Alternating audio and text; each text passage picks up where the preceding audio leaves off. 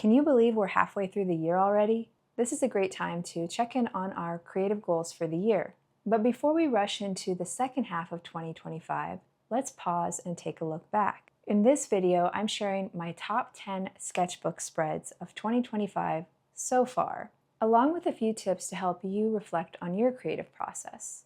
Let's dive in. As you can see, I marked them up by adding post-it notes to my favorite spreads, so let's get into them. Now, these aren't in any particular order as far as favorites. So this is one of the earliest spreads of my sketchbook from the beginning of the year, January 8th. And the reason why I chose this as one of my favorites are a few reasons. I'm playing around with different elements, so I have a little bit of lettering here.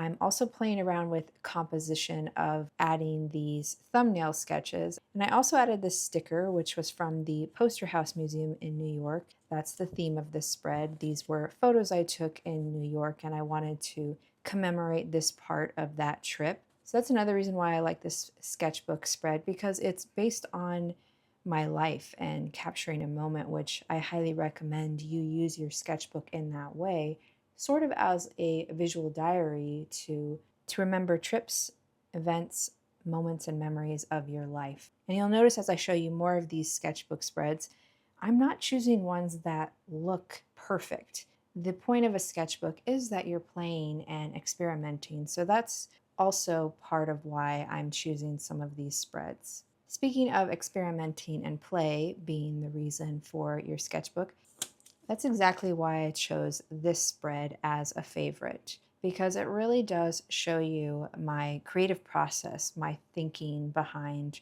what I'm creating. So over here on the left, I have some notes. I was thinking of a story for a simple comic. I think I was going off of the prompt of scent and how that connects to memory. So I was thinking of the human scent and how that relates to my cat. So I was writing down things that could be a scene in a 4-panel comic. And then I had additional ideas here, and you can see that I'm starting to sketch out those moments of the story and seeing what they look like sequentially. These are very rough pencil sketches. The purpose is just to get the idea down. And I actually have the final on the next page, but I didn't choose that as a favorite spread.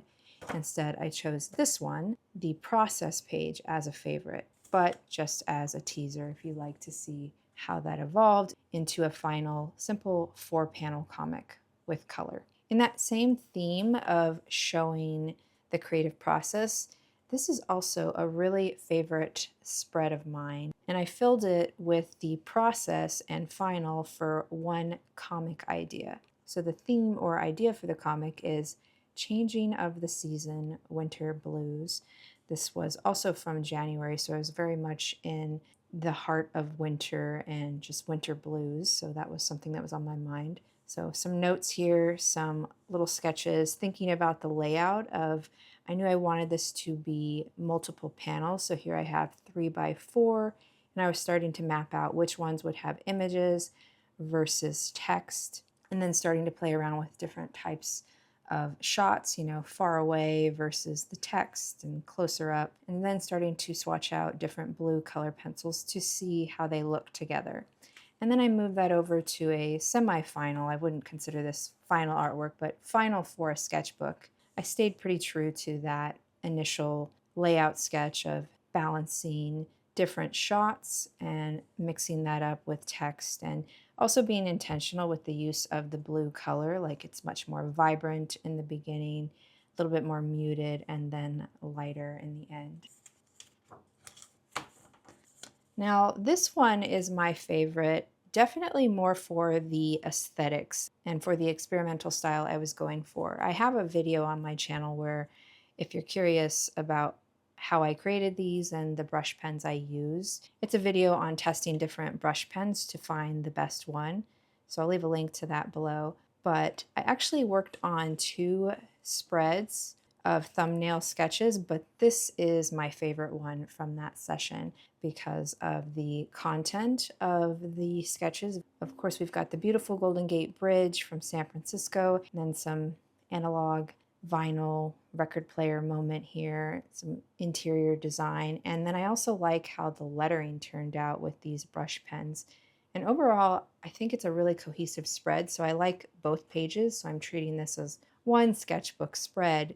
And it's definitely one of my absolute favorites so far from this year.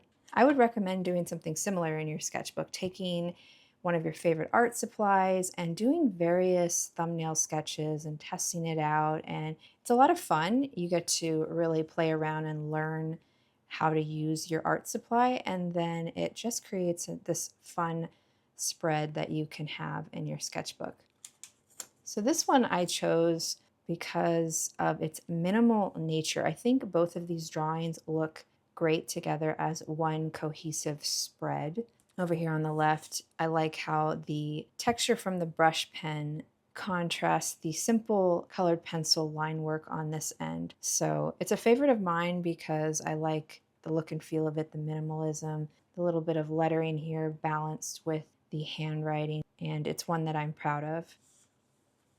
So I chose this one because it's a pretty important piece. It was some beginning sketches for a character sheet for a graphic novel story I'm working on. And here I was testing different art supplies to see how it would affect the drawing of the character, and then also just practicing drawing a character and the consistency that comes with that using reference photos. I know that there's not a lot of consistency here right now, but this was the first time I was practicing drawing the same character more than once.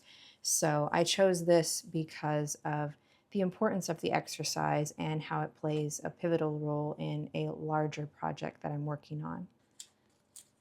This is another favorite sketchbook spread of mine. I just love the way it looks, from the lettering to the color to the use of space and layout.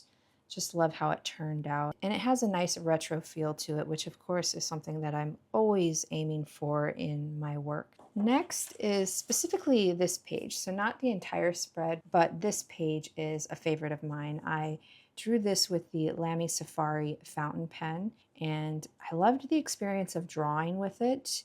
And I also just love what I included in the sketches, you know, a little snippet of my cat, San Francisco architecture lettering. I mean, these are things I love, and that's why I included them on this page of drawings. I also think it just looks very cohesive together, so I recommend doing something similar in your sketchbook. Do some small drawings of things you love in an art supply either you want to practice with, or maybe it's just your favorite art supply in general. This is a more recent favorite drawing of mine, and I chose this one because I liked the combination of the art supplies. So I used a reference photo based off of another illustrator's drawing, but I really like how it pushed me to experiment. So the line art is with a Lamy Safari fountain pen, and then I used a couple different gray tones of Faber-Castell brush pens. This was one of the first drawings I created with those brush pens, so it was my first time experimenting with them, and I really like the effect because there's a good range when you're combining the light with the middle and darker gray, and it really creates nice contrast between light and dark. So it's something I definitely want to experiment with more, and that's why I included it as one of my favorites so far. Another favorite sketchbook page or drawing I chose is this 4-panel comic for the Ship of Dreams. So I based this off the movie Titanic, and the exercise here was to take that movie and distill it down into 4 specific moments that summarizes that movie. So I chose this page not for the drawing style or how it turned out, but more so for the exercise of thinking about taking a larger idea and distilling it down into 4 beats in a comic or in visual storytelling in general. So it's a great exercise. I recommend doing this if you want to practice it. Take your favorite movie, could be a song, could be a book, could be any larger story, and try to distill it down into 4 scenes and then draw that. And I wanted to choose one sketchbook spread from my lettering sketchbook. I consider this one of my favorites for a few different reasons. I just like the experimental layout. This is based off the Futura typeface, which is one of my favorite typefaces.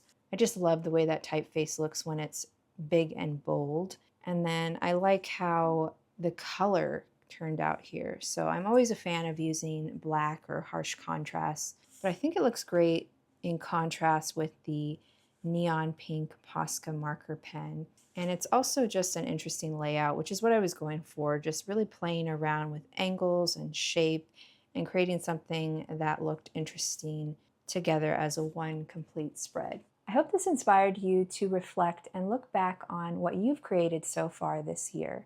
Leave a comment below and let me know which one was your favorite spread and what are you hoping to continue working on for the rest of the year. And if you want more sketchbook related videos, check out one of these next.